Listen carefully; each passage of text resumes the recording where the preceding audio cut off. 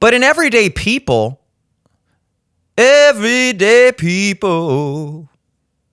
we have an idea of sin. Sin is a word we hear all the time. It's in the Bible. It predates the Bible, I guess. I don't know. And an act of sin is an act of evil, correct? That when you're sinning, you're giving in to evil, the devil, temptation, whatever. And what's interesting about the word sin is that the original Hebrew translation of this word that is used in the original texts can be best translated to missing the mark, missing the goal. So when you say you have sinned, the more direct translation of that would be you have missed the mark. So then the next question would obviously be, what is the mark? What is the goal? And to understand that, to understand what sin is, aka if sin is an act of evil, then you're also trying to understand what evil is. And an act of evil is missing the mark. Well, then the mark must be the opposite of evil. Good. If you're missing the goal of good, that is evil. So then I guess to understand what evil is, we must first understand what good is. Now, if you look at the Bible's stories, and I'm not trying to approach this from a religious angle, but we are talking about good, evil, and sin, and those are typically words, vocabulary that you're going to hear in a religious context. I don't know when's the last time a quantum physicist used the word sin in one of his thesis papers. So if we're going to have this discussion, you're going to have to bear with me in the religious realm for a moment. I'm going to approach it from an objective standpoint, but we're going to take a look at some of these stories, whatever, that deal with this topic. The story of the devil, Lucifer. Lucifer was God's favorite, so to speak. He was the most beautiful, most talented, most outstanding angel in heaven. He was a musical enchanter. He was the original rock star, kind of. But Lucifer was so awesome. And he acknowledged that he was so awesome that he began to question why this God guy was so special. What makes you so special, God? Look at me. I'm hot. I have a fucking 9-pack. I rock, literally. Everybody loves me. I'm so fly. And I gotta honor you? What's up with that? I could do this. Oh, let there be light. Whoop-de-doo, dude. Oh, I'm God. Look at me. So Lucifer goes around and he recruits other angels in heaven. He says, guys, you ever think about how bullshit it is that God is thinks he's better than us? That he thinks he's above us? And the other angels are like, that's kind of true. I was wondering about that. Kind of, actually. And Lucifer's like, that's what I'm saying. So he kind of assembles his own group. That basically this group of angels led by Lucifer was done with the idea that they had to honor and serve God. That they are equal to God. And a war ensues. And the good angels, Gabriel and Michael, are fighting on God's side with all the other good angels or whatever. And Lucifer's side loses. And as punishment, God banishes him and all the other angels that rebelled in heaven to hell. But Lucifer's still pissed. And all the other angels in hell are sitting there trying to figure out, what do we do now? And one of the angels, Moloch, they're demons now, I guess, right? Demons. So now they're all demons. Boom. You're a demon now.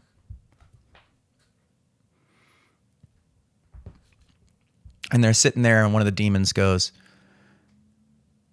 I say, we saddle back up and ride, dude. We're all healed up. It was kind of close. Let's go again.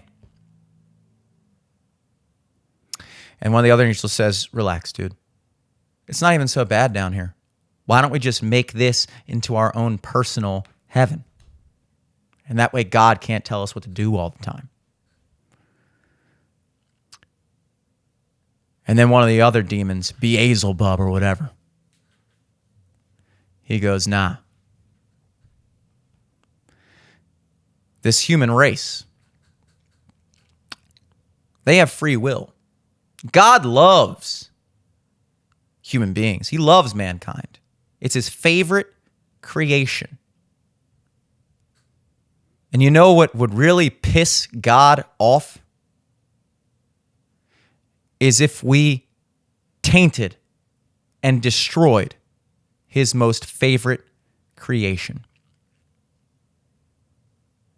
And so Lucifer, the devil, Satan, sets out to the Garden of Eden, where humans exist in, by all accounts, paradise. And they're sitting there eating some berries, whatever, not from the tree of knowledge. And he comes up to Eve in the form of like a snake or something. And he says, Eve, you know, if God loved you so much, why would he forbid you to eat from the tree of knowledge?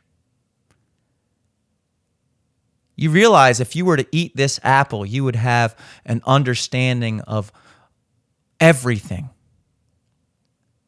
You would be on par with the angels in the heavens. You would be a master of yourself. And why would someone who cares about you, your own Father, God, why would he not want that for you? What's the big deal? Just eat the apple. And so she's like, you know what, you're right. And she does. And therein, we have stumbled upon the original sin, pride. Pride being Lucifer's initial rebellion against God for questioning why God is so special and why he isn't just on par with God or even above him.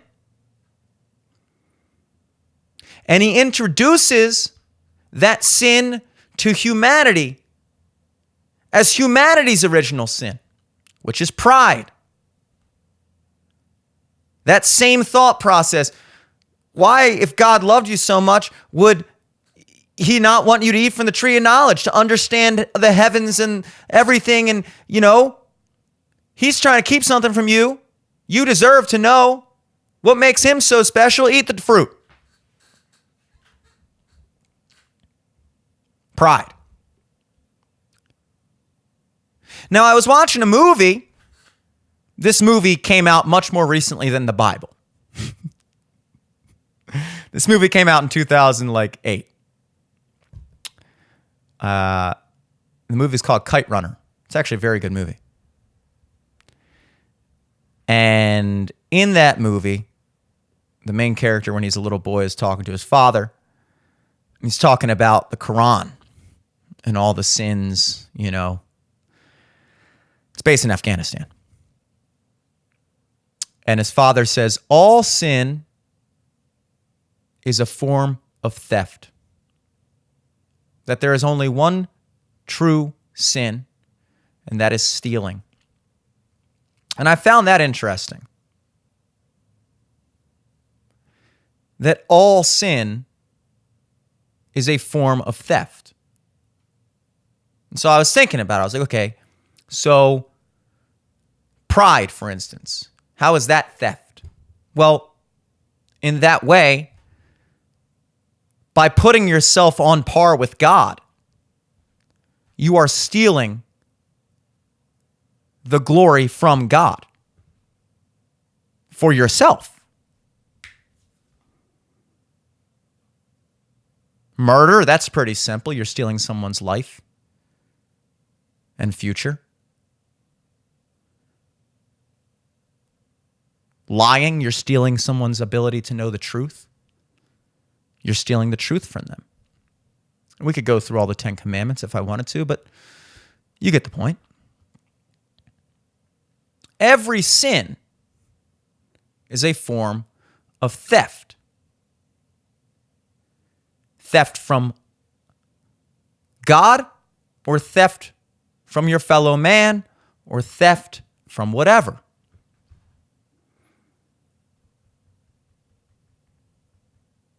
And so I was thinking, okay, so where are we so far? We've identified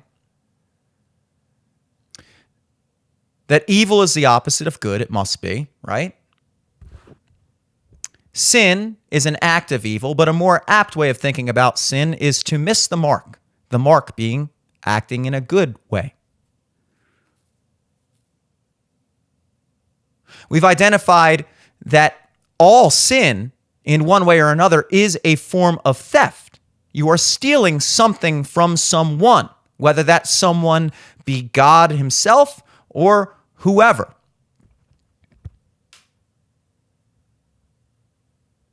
But we still haven't identified what is good.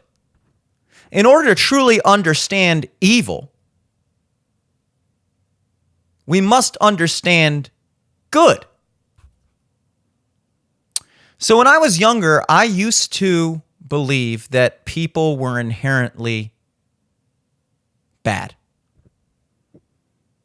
I did not believe that people were naturally good. I came to that conclusion because I observed that most people act in very sinful, selfish ways. Now that I'm older, I disagree with my younger self. My observation was correct in that most people do act in sinful, selfish ways, but it's not because they're bad. It's not because they're evil. It's because they're weak. Most people are inherently good. And I came to that conclusion by asking myself a simple thought experiment. And that thought experiment was, if you placed a button in front of someone and said, if you press this button, some random guy that you don't know on the other side of the planet will just drop dead. And that's it. Nothing happens to you. No one knows why it happened. There's absolutely zero blowback from this situation. Do you think the average person would press that button?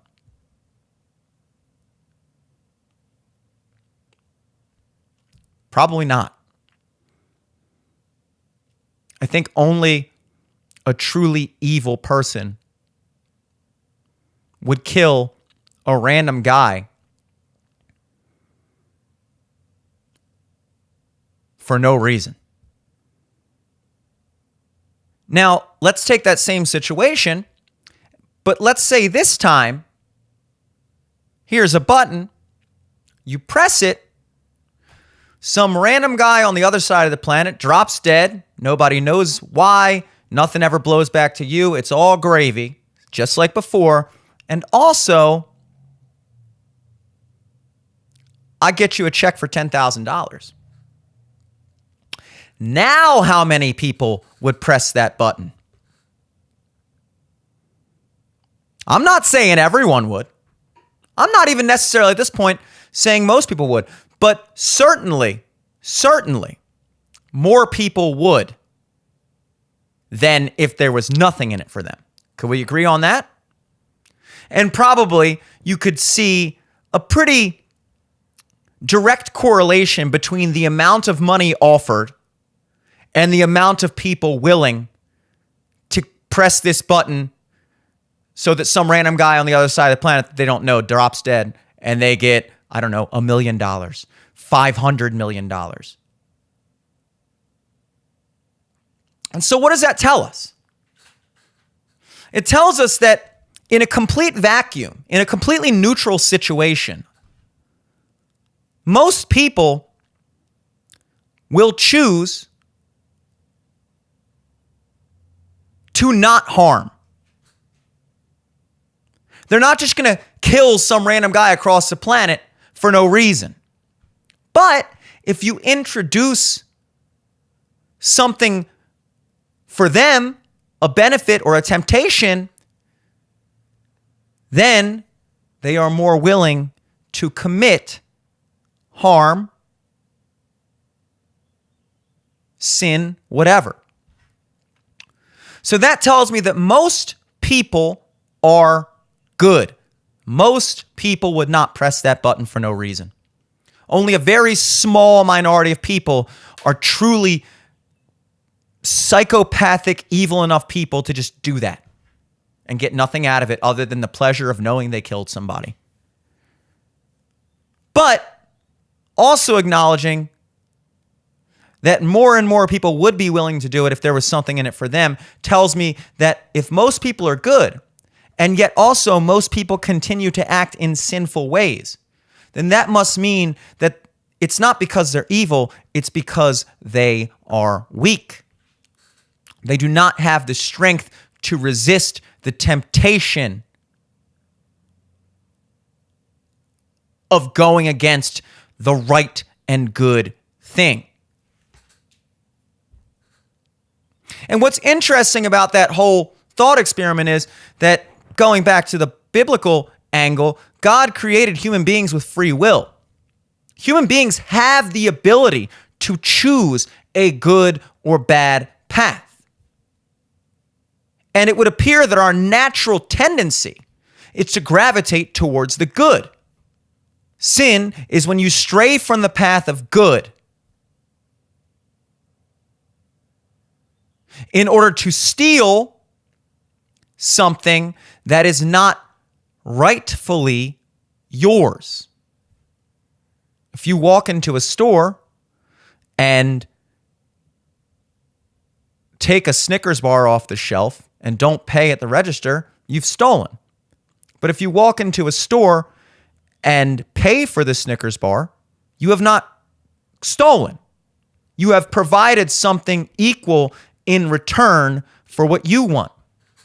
And so getting something from the universe is not stealing unless you have not given back to the universe what you're getting from it.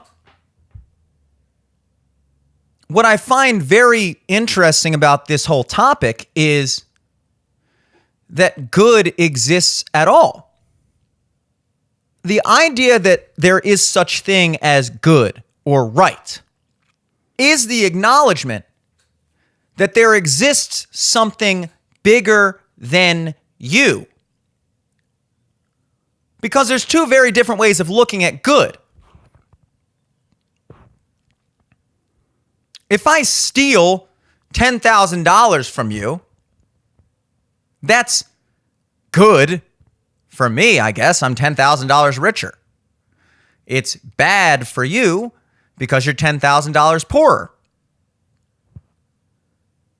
But whether or not it's beneficial for me or not beneficial for you, I think we can all agree it would probably be a bad thing if I stole $10,000 from you. Why? Because because the nature of good does not depend on how it personally affects you. If you look in nature, if a wolf tracks down a deer and kills it to feed its family, that's bad for the deer and good for the wolf.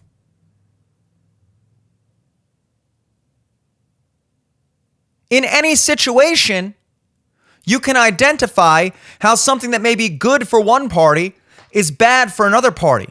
So when you remove the idea that there is something above all of that, a goal, a mark, which is good, or take 1-0 away, God, then what you're left with is a power struggle of this is what's good for me.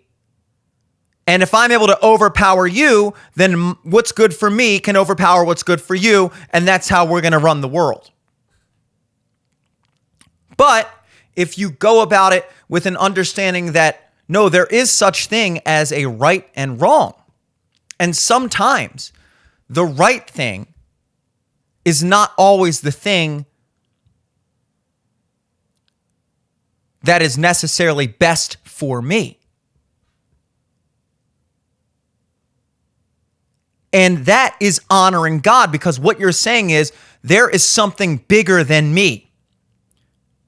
That my goal in life is not simply to do what is best for me. It is to do what is best.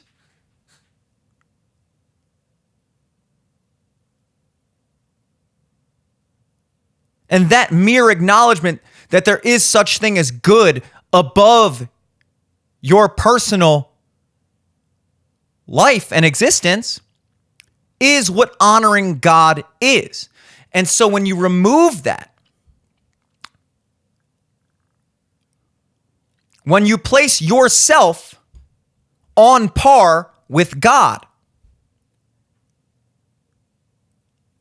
meaning you have placed yourself on par with the Most High, there's nothing bigger than you, there's nothing more important than you, then suddenly your personal good, what is best for you, becomes what is best. And it doesn't matter beyond that. And that is the purest form of evil. You have removed God from the equation because you are now God. And what I find most interesting about that concept that people are inherently good, not just not inherently bad, not even inherently neutral, people are inherently good. What I find interesting about that is that it could just as easily be the other way around. People, why aren't people inherently bad? Why aren't people inherently blank slates? Why are people specifically inherently good? Why do people, when given the chance, generally strive to do good?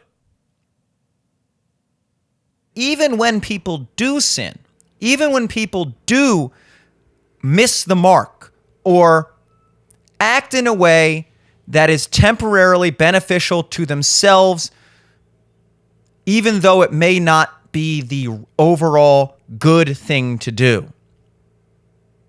You see a $20 bill fall out of somebody's pocket, they don't notice, you pick it up, put it in your pocket. You could give it back to them. And maybe if it was $1 or a $5 bill, you would. But $20, look, man, he doesn't know he dropped it. What do you want me to do? It's $20, man. I could use this money right now. And that's what I find interesting is that you find a way to justify it in your head.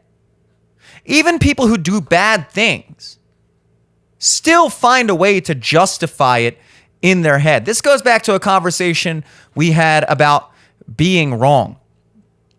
And the crazy thing about being wrong is you still think you're right. That's what makes you wrong. If you're wrong and you think you're wrong, you're right. So that's the paradox of it. Likewise, people that commit acts of sin, aka acts of evil, still feel the need, either consciously or subconsciously, to justify why it was okay that they did what they did. If they steal from someone, I need it more than they do. Very few people are going to commit an act of sin or evil and go, oh yeah, I'm totally doing this to be a piece of shit, and I know I'm a piece of shit, and I know this is completely wrong, and honestly, that's why I'm doing it, because I want to do something just to be a piece of shit, evil person. People are like that, but that's psychopaths usually. Very few people, or at least sociopaths, depending on the level they take that, but very few people do bad things for the sake of doing bad things and are completely okay with the fact that what they're doing is bad. Most people do bad things and justify to themselves how it wasn't so bad, because even they still feel the need to strive towards being a good person. So an honor for goodness, an honor for God is literally built into us. For one reason or another, I'm still trying to figure out why that is, because again, it doesn't have to be that way. Just like there could easily just be nothing ever. Like, why is there anything at all? Why does the universe exist? Why is there just not nothing? Like, why is there something? That's a question. That's a question that's even deeper than how is there something? How is there something is a second tier question. We acknowledge there's something. How? But the first question is why? Why is there something? Why is there not nothing? And right on par with that question of why is there anything at all is why human beings have a natural striving towards goodness. Even the ones who are not doing good need to convince themselves that they are.